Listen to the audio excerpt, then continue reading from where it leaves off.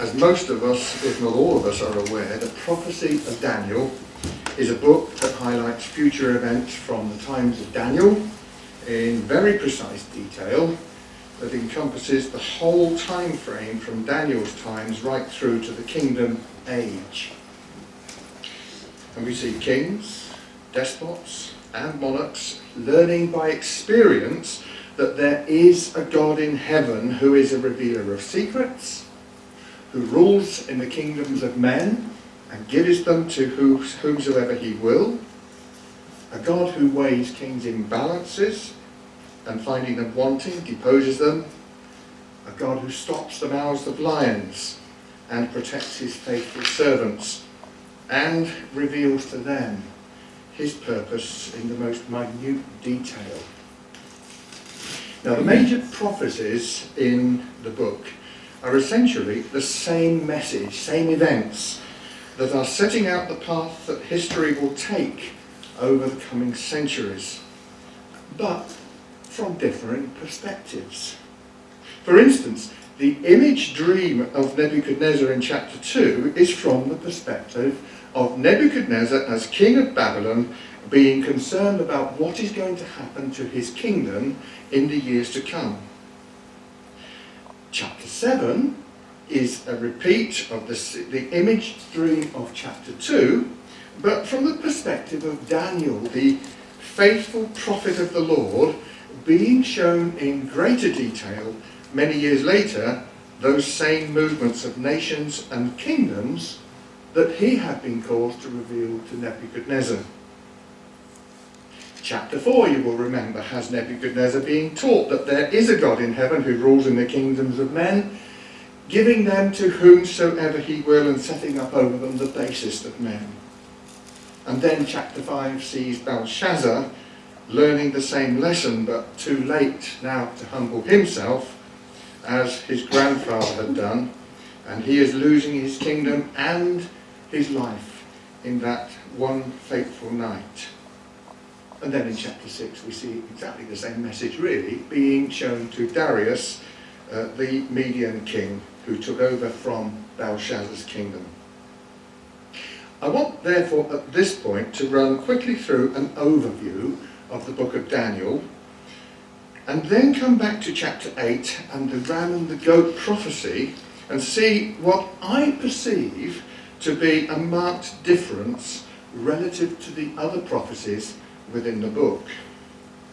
So we go through first, you have the introduction to the book with Daniel and his 4 friends refusing to eat of the king's meat and being blessed ultimately and being able to stand before Nebuchadnezzar as learned and wise men above all others.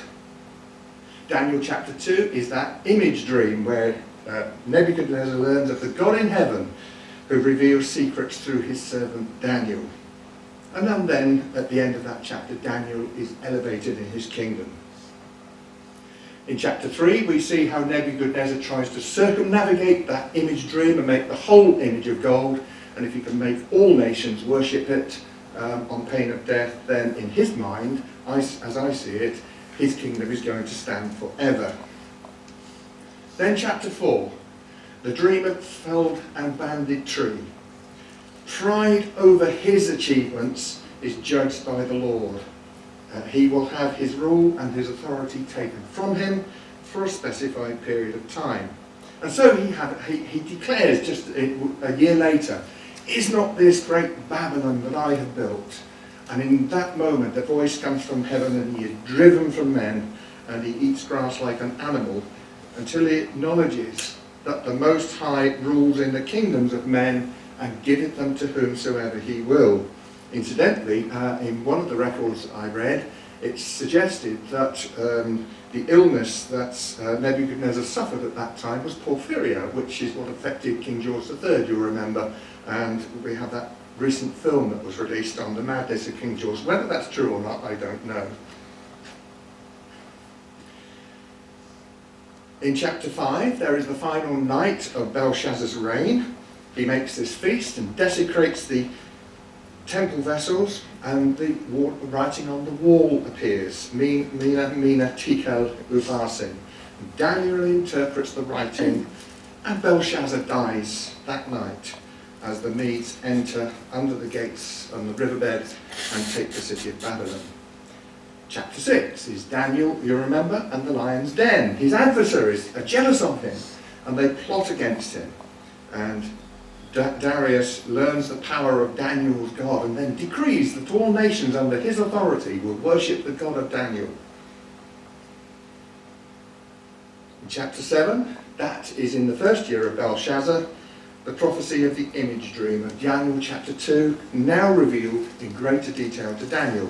4 beasts representing 4 kingdoms to come, exactly the same as chapter 2, and then one like the Son of Man comes with the clouds of heaven and is given to him dominion, glory and an everlasting kingdom that shall not pass away. And of course we all understand what that means. Chapter 8, the ram and the goat vision. More of this in a moment. And then chapter 9, the 70 weeks prophecy. Daniel is given revelations regarding the Messiah to come, who is to make an end of sins, to bring about reconciliation for iniquity, and to bring in everlasting righteousness. Then chapter 10, Daniel is given this glorious vision of Messiah in his kingdom, which leaves him in a deep sleep with his face toward the ground, as though he is dead, and the language speaks as though he is dead, until a hand touches him on the shoulder and raises him up. And I see that as a form of resurrection. He's being raised up. Very prophetic, of course. Chapter 11 speaks of things yet to come, the continual battle, you remember, between the king of the north and the king of the south. And that chapter continues on in that prophecy into chapter 12, leading to the time of the end. In verse 2, there is the resurrection, there is judgment, and there is the kingdom of the righteous, who will shine as the sun and be a star forever and ever. And the book concludes with, "Go thy way, Daniel, for the words are closed up and sealed until the time of the end."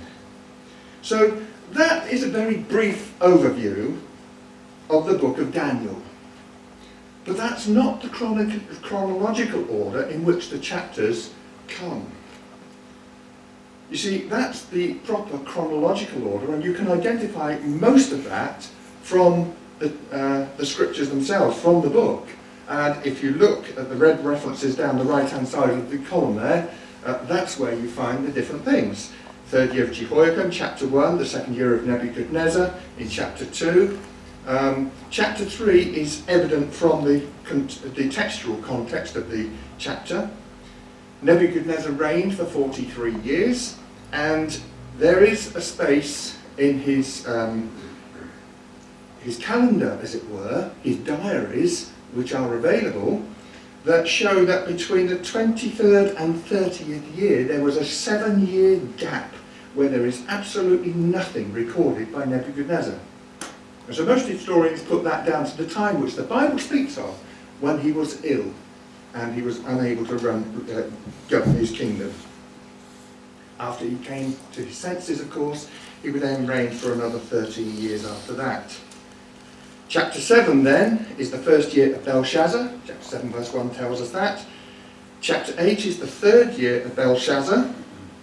And then chapter 5 is the last year of Belshazzar's reign. And the last night, in fact, of Belshazzar's reign, in this third year. And then chapter 6, the first year of Darius. I deduce that because as soon as he comes into the kingdom, he sets up the national restructuring of the government, if you like, and that would naturally occur straight away. 9 declares that it is the first year of Darius. Also chapter 11, the first year of Darius, and it's quite clear when you read through that that's one continuing prophecy that runs through, being extended on from chapter 9. Chapter 11 is the continuation of chapter 12 is a continuation of chapter 11. And then finally, in the third year of Cyrus, we have chapter 10, which is the chapter which shows and speaks about the glorious king who will come, Messiah in his kingdom. So that's the chronology of the book as far as I can detect from scripture. Right, Daniel chapter 8 then. It is different. The question is, why is it different? Well, it concerns only two nations.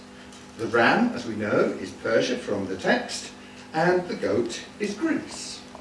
Chapter 8, verses 20 and 21. And the kingdom and dominion and the greatness of the kingdom under the whole heaven shall be given to the people of the saints of the Most High, whose kingdom is an everlasting kingdom, and all dominions shall serve and obey him. Chapters 2 and chapter 7 revealed the movements of nations and kingdoms from Daniel's day through the centuries right through to the establishment of the kingdom that must be given to the saints of the Most High. It is set out in the format of the sectionalized image in chapter 2 and via the four varying beasts that we see in chapter 7. The image dream, as we have already noted, to Nebuchadnezzar, and the four beasts vision specifically to Daniel in the first year of Belshazzar, the grandson, incidentally, of Nebuchadnezzar, not his son. Nabonidus was the son of Nebuchadnezzar. Belshazzar was the second ruler in the kingdom because his father Nabonidus was still alive. He was prince regent. And that is the reason why in chapter 5 he is offering whoever reveals the writing on the wall and interprets it the third place in the kingdom. He couldn't give him the second because he was the second. His father was the first still. Daniel then is given the four beasts vision in chapter 7 in the first year of Belshazzar's reign, and is very much an affirmation to him of the interpretation that he had given to Nebuchadnezzar many years previously. And chapter 7 follows the same pattern, the same nations of the earlier prophecy. It is detailing events that lead right up to what we understand as the kingdom age. Why then is Daniel given this new vision in chapter 8 of the ram and the goat less than a year after that of chapter 7? Had God changed the order of events? Well, no, that cannot be, can it? God is not inconsistent.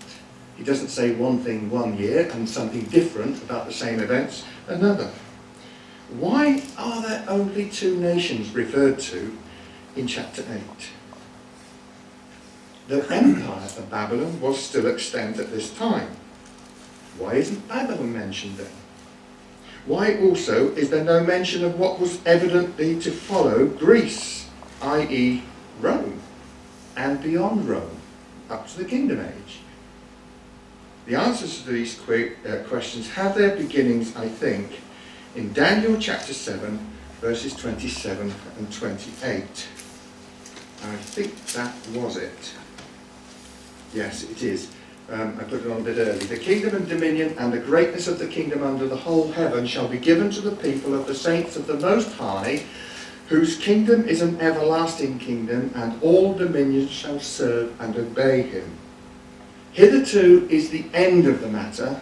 As for me, Daniel, my cogitations much troubled me, and my countenance changed in me.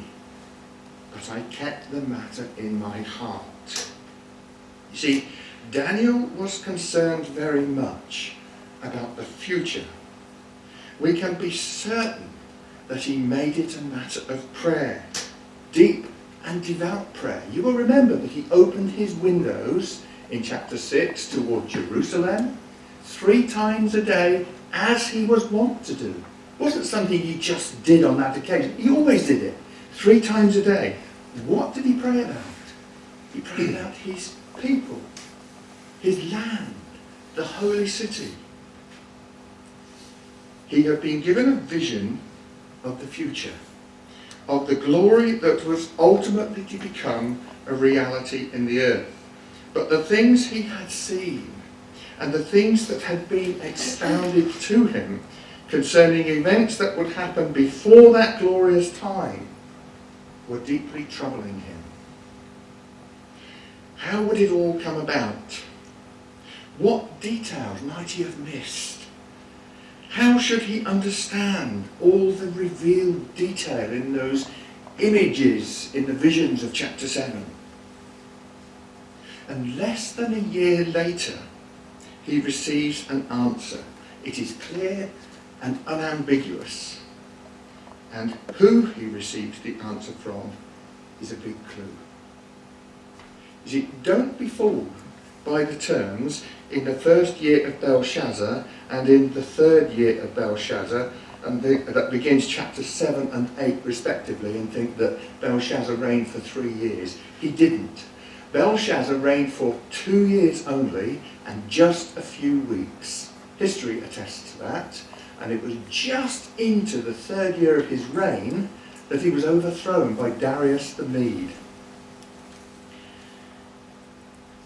It is my understanding from what Daniel says that he was very concerned for his fellow Israelites and for the holy city. They were very dear to his heart. Jerusalem, the holy city of God in the beautiful land. And that's what he prayed towards every day, 3 times a day. Concerned about what was to happen there in years to come, because nations were to arise who would trample his land and his people and his holy city, or God's holy city, underfoot. Would they, would be the question, or even could they survive the things that he had seen in vision? In answer, the vision of chapter 8, I feel, is given to him. We read chapter 8 together a few minutes ago. Remember, this is still during the age of the Babylonian Empire, albeit during the final few weeks. But all this was just about to change. A ram with 2 horns, one larger than the other, was pushing in from the east, pushing west, pushing north and pushing south. It wasn't going to push east because it was coming from the east, and it was going that way, north, south and west. Nothing could withstand the power of this ram as it inexorably pushed onwards. Verse 4 of chapter 8, neither was there any that could deliver out of his hand, but he did according to his will and became great. So there is the ram that Daniel sees coming in from the east, pushing westwards, northwards and southwards. And Daniel would be well aware by this time that horns on animals in visions represent rulers and kings. The animals themselves being representative of nations and armies. And while he considers the vision, another animal appears, and this one is a goat with a single horn, a male or a he-goat. And the he-goat comes from the west, and he's on the face of the whole earth and touched not the ground. And the goat had a notable horn between his eyes. As I say, he's coming from the west, and he is moving very fast. So fast it seems that his feet don't even touch the ground. But there is something special about this goat. He is angry. He is very angry. That word kola means a rage. And he is moved with kola, the AV says. And he is a destroyer. He's not just a conqueror, a destroyer. And his primary target is the 2-horned ram. So here is the single-horned goat of chapter 8 verse 7, and Daniel says, I saw him come close unto the ram, and he was moved with choler against him, with rage. And then the goat collides with the ram, and he smites the ram and breaks his 2 horns, and there is no power in the ram to stand before him. This ram, who had been invincible to everyone else, is smashed by this goat that comes in and stamps upon him. And there was none, we read, that could deliver the ram out of his hand. how much more powerful was this goat than the ram? And then the goat has 4 horns, and one of them is broken. Daniel 8 verse 8. The goat waxed very great, and when he was strong, the great horn was broken, and for it came up 4 notable ones toward the 4 winds of heaven. I want to read now verses 11 to 14 again. We read them earlier. Yea, he magnified himself even to the prince of the host, and by him the daily sacrifice was taken away, and the place of his sanctuary was cast down. And an host was given him against the daily sacrifice by reason of transgression, and it cast down the truth to the ground, and it practised and prospered. Then I heard one saint speaking, and another saint said unto that certain saint which spake, How long shall be the vision concerning the daily sacrifice, and the transgression of desolation, to give both the sanctuary and the host to be trodden under foot? And he said unto me, Unto 2,300 days then shall the sanctuary be cleansed. This then, brothers and sisters, was the vision. It is quite evident that at this time Daniel doesn't fully grasp the meaning of the vision, because he says so in verse 15, you'll notice. It came to pass when even I, Daniel, had seen the vision and sought for the meaning, then behold, there stood before me as the appearance of a man. I'm not sure if I've got the right. Oh, that should have gone, I should have put that earlier when I was reading the other verses. Right. He magnified himself even to the prince of the host, and by him the daily sacrifice was taken away, and the place of his sanctuary was cast down, and the host was given him against the daily sacrifice by reason of transgression, and it cast down the truth to the ground, and it practised and prospered. So there is the vision. Daniel is perplexed to understand it. What was he to make of these things? And then Gabriel is instructed to explain the vision to Daniel. Now the essentials of the interpretation are clearly explained and clearly ratified by the historic record. Yes, I thought I'd missed a couple. Right. He sought for the meaning. That was a screen I should have put up a moment ago. And then, behold, there stood before me as the appearance of a man, and I heard a man's voice between the banks of Ulai, which called and said, Gabriel, make this man to understand the vision. The ram which thou sawest, says Gabriel to Daniel, having 2 horns, are the kings of Media and Persia. And the rough goat is the king of Grecia, and the great horn that is between his eyes is the first king. So there we see a picture of a carving of Darius the Great, the Median king, and of Alexander the Great, who we know was the first king, and the single horn was Alexander the Great, as we know now from history. I don't intend to go into great historic detail about the rise and decline of Persia or Greece. These are clearly enough explained in chapter 8. Instead, I want to address a few questions that exercised my mind when I was considering this chapter. Those questions, and there are 6 of them. 1, why is Daniel given this vision when he had been given the comprehensive one of chapter 7? Probably less than a year earlier. 2, why are there only 2 nations involved? Other visions do include Babylon, Medo-Persia, Greece, Rome, and the coming kingdom, yet to become a reality of the earth. Thirdly, why is the goat so fast and moved with choler or rage? 4, why is Gabriel specifically named as the explainer of the vision. 5, who is the ruler, who arises from one of the 4 horns after Alexander's death, and the empire was split into 4 by his generals, you remember, and out of one of them comes another ruler. And what is the significance, finally, of the time period of 2,300 days, or, as we read in other versions, evenings and mornings?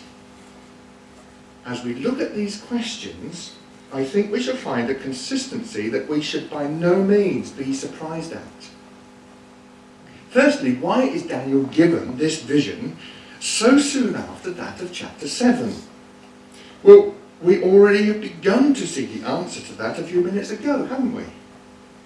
Chapter 7, verse 28, sees Daniel very much perplexed about the things that he has been caused to see. As for me, Daniel, he says, my cogitations much troubled me, and my countenance changed in me. But what was it that caused such perplexity within him? Well, he was very conscious, as we've said, of the reasons why his people were in captivity in Babylon. He understood from Jeremiah's writings, because he tells us so, how they are incarcerated there for 70 years.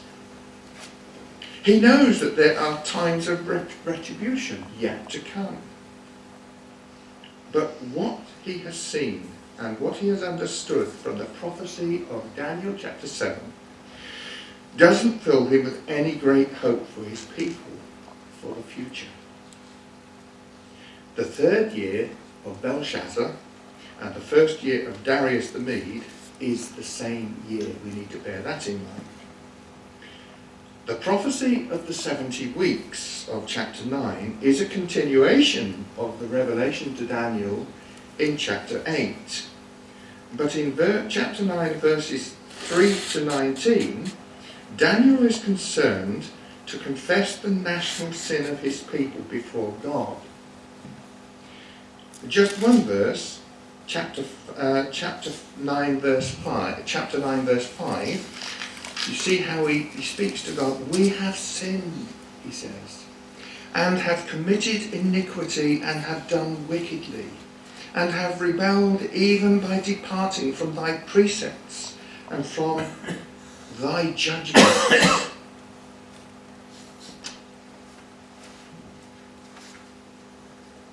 Now verse 19, the whole of that section down to verse 19 is part of Daniel's prayer. But he concludes, O Lord, hear. O Lord, forgive. O Lord, hearken and do. Defer not for thine own sake, O my God, for thy city and thy people are called by thy name. Here is Daniel praying for his people and including himself amongst them. Note that he says, we have sinned, not they, and I've been righteous. We have sinned, he says. And the answer that Daniel gets in verse 20 of chapter 9, whilst I was speaking and praying and confessing my sin and the sin of my people Israel, and presenting my supplication before the Lord my God for the holy mountain of my God. Yea, whilst I was speaking in prayer, he says, even the man Gabriel, whom I had seen in the vision at the beginning, being caused to fly swiftly, touched me about the time of the evening oblation. And that's verse 21 of chapter 9. Here is the answer to another of our questions.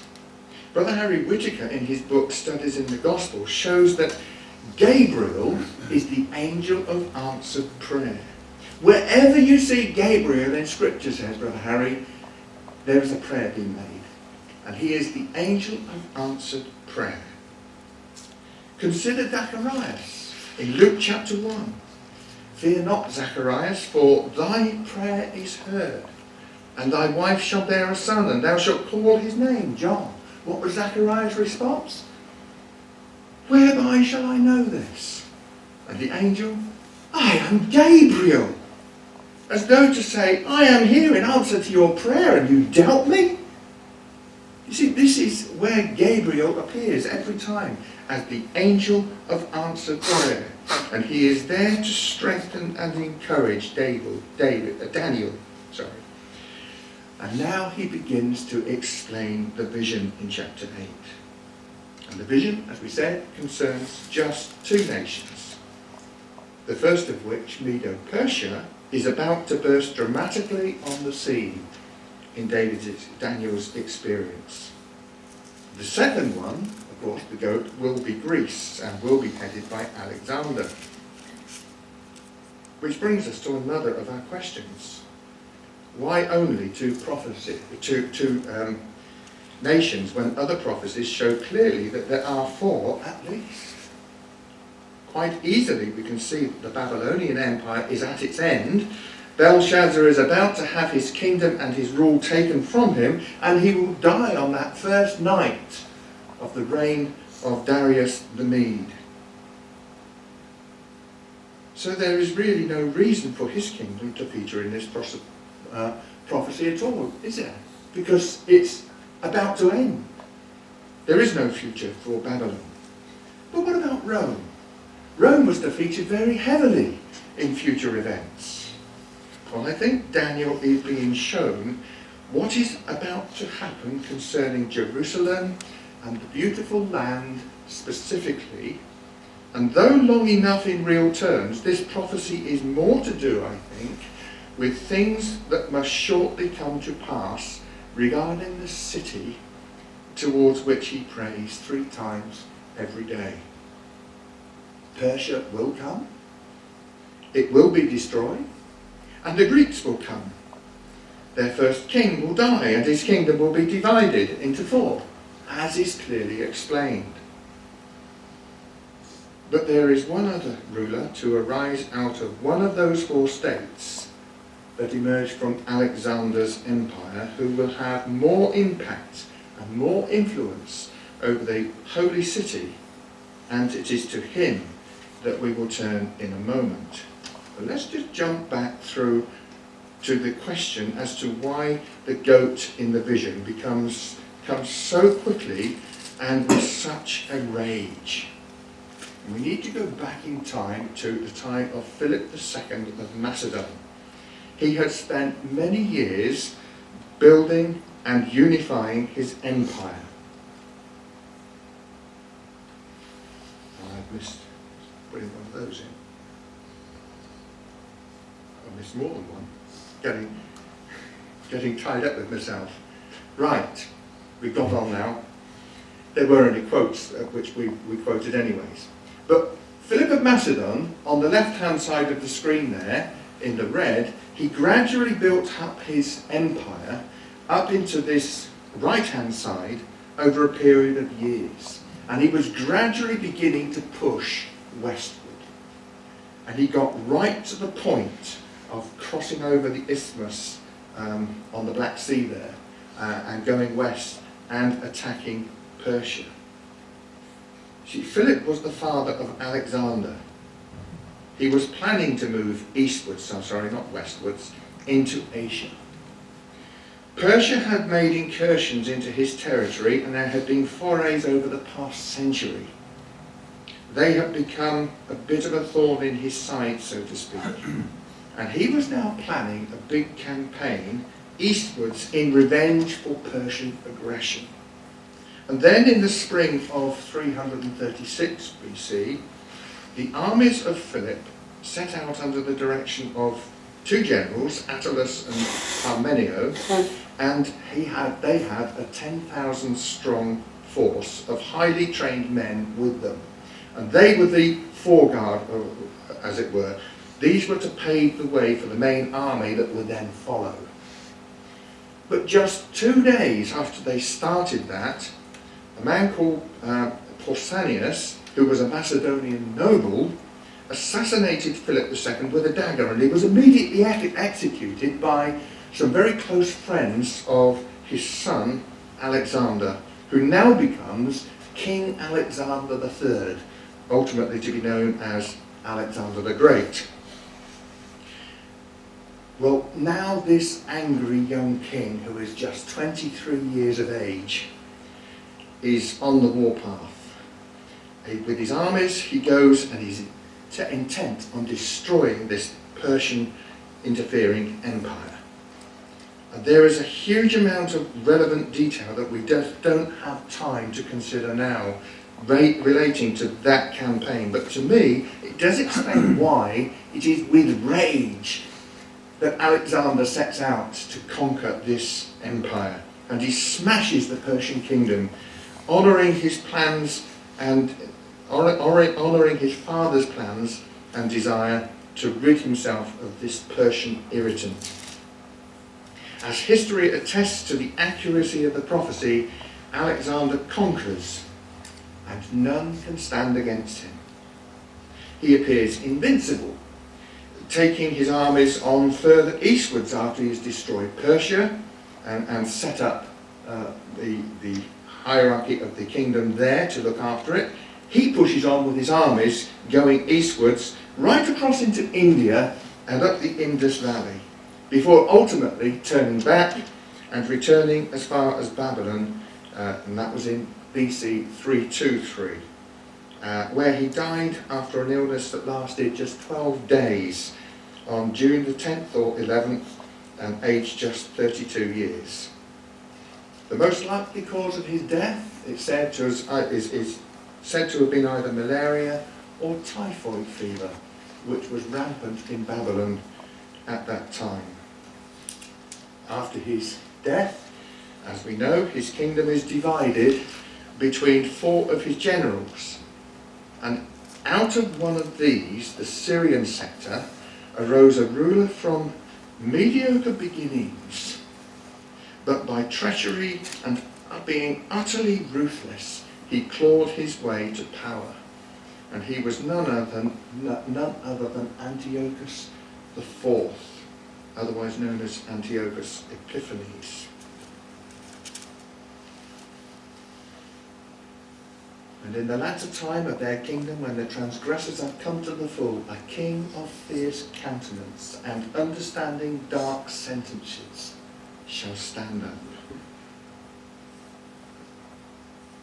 And his power shall be mighty, but not by his own power, and he shall destroy wonderfully, and shall prosper and practice, and shall destroy the mighty and the holy people. What actually happened? Oh yes, I have got that one. Through his policy also he shall cause craft to prosper in his hand, and he shall magnify himself in his heart, and by peace shall destroy many. He shall also stand up against the prince of princes, but he shall be broken without hand. Right, what actually happened then? It was in the year 175 BC that he began his reign. And on coins in the latter part of his reign, he actually called himself Theos, or Epiphanes, which means, literally, God manifest. He raised himself up to a position of a god. And it says he will raise up himself, stand up against the prince of princes. He concentrated his efforts on the city of Jerusalem in 171 BC. He entered the temple, and he insisted on going into the Holy of Holies, and he carried off some of the gold and silver vessels. He decided to Hellenize the land and the people, and to dismantle the whole of the worship of the Lord in Jerusalem and in the temple. A religious persecution of unprecedented bitterness commenced. Sabbath keeping and the practice of circumcision was forbidden under pain of death. Sacrifices in the temple were outlawed. Prostitution was established there. Can you imagine the response to devout Jews? That prostitution was established within the temple. The people of God who loved the word were subject to every kind of degradation and brutality.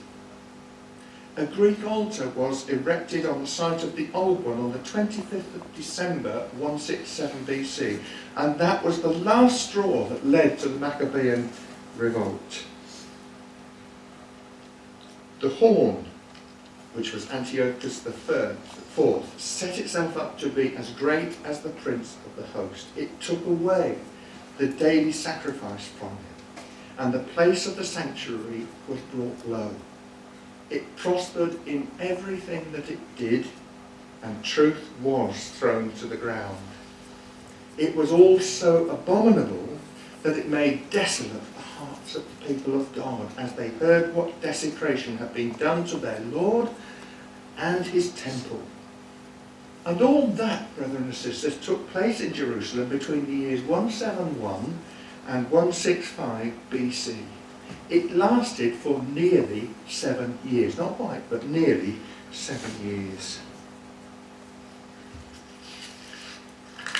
Which brings us to our final question.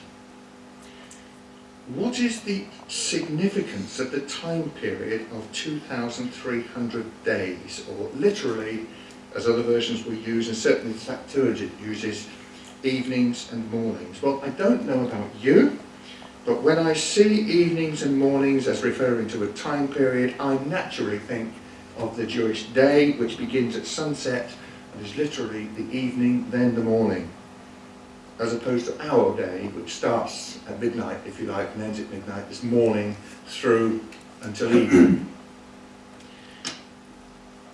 Other versions use the two words evening and mornings, and the Septuagint also changes the time period, not to 2,300 evenings and mornings, but to 2,400 evenings and mornings, which adds another angle.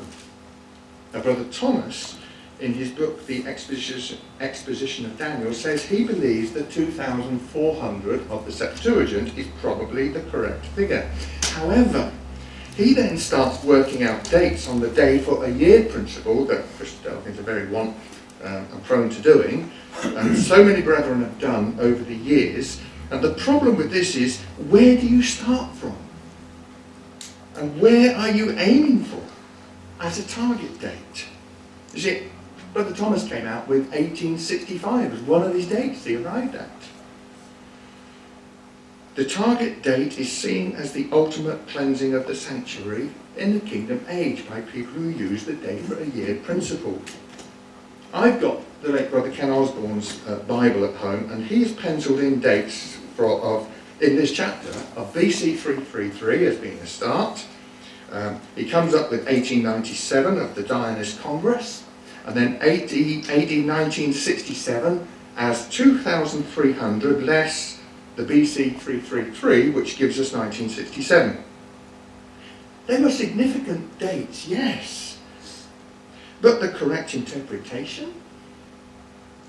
If the Septuagint is correct at 2,400 evenings and mornings, Brother Thomas was very conversant with Hebrew and Greek. He feels that it was more accurate to say 2,400. Then should we be really looking then at AD 2067 as the target date? Or is there a much simpler and easy to understand explanation? How about the idea that Daniel is being shown in real time, not on a day for a year principle, but in real time what was really going to happen to his people and to the beautiful land and the holy city and its temple? How would we work that out? Well, there were 360 days in a Jewish year. If we take 2,400 and divide it by 360, we get 6.66 years. That's just about the time period that Jerusalem and the sanctuary was desecrated by Antiochus IV. On learning that, what would you expect Daniel's response to be? O Lord, we have sinned. Verse 17 of the same chapter. Cause thy face to shine upon thy sanctuary that is desolate for the Lord's sake. And verse 19 that we've already read. O Lord, hear. O Lord, forgive. And the Lord's response? The promise of Messiah to come. 70 weeks are determined upon thy people and upon thy holy city to finish the transgression and to make an end of sins and to make reconciliation for iniquity and to bring in everlasting righteousness and to seal up the vision and the prophecy and to anoint the most holy. But it doesn't end there. In chronological order, there next comes the prophecy of chapters 11 and 12. But that's another story and not our subject tonight. Suffice it to say that Daniel is finally, in the chronology of the book, given a glorious vision of the king in all his glory, in the kingdom that is yet to be. And as the book of Revelation declares, the kingdoms of this world are become the kingdoms of our Lord and of his Christ, and he shall reign forever and ever. And that is a picture that we all long for and that we all pray for, that it will come soon. Thank you.